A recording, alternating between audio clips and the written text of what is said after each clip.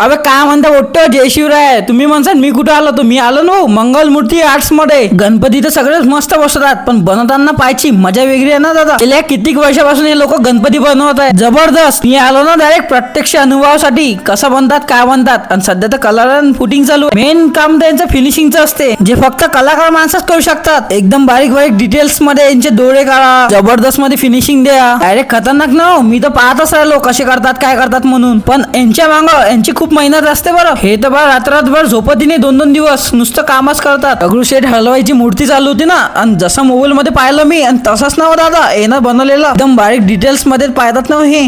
मोठ्याच नाही, डायरेक्ट छोट्या पण बनवतात ना रे. आणि त्याची पण फिनिशिंग एकदम जबरदस्त ना. गणपती बाप्पा एक आवड आहे, आणि आवड म्हटलं की एक कलाकाराची ओळख. कलाकार म्हटलं की एक आपल्या विचाराने एक काही घडवते, तेच आपले बाप्पा आहे. तसंच कलाकार म्हणजे आपला एक श्रेय दादा. तर उद्यासाठी कोण कोण आपली मूर्ती बुक करताय ओम भाऊ म्हणे, मी तर करूनच टाकतो म्हणे. एवढ्या सुंदर सुंदर मूर्त्या पाहून जबरदस्त ना हो दादा. या आहे गणपती बाप्पा सिरीजचा पार्ट 1. भेटू आता नवीन ब्लॉग मध्ये. सध्यासाठी टाटा बाय बाय.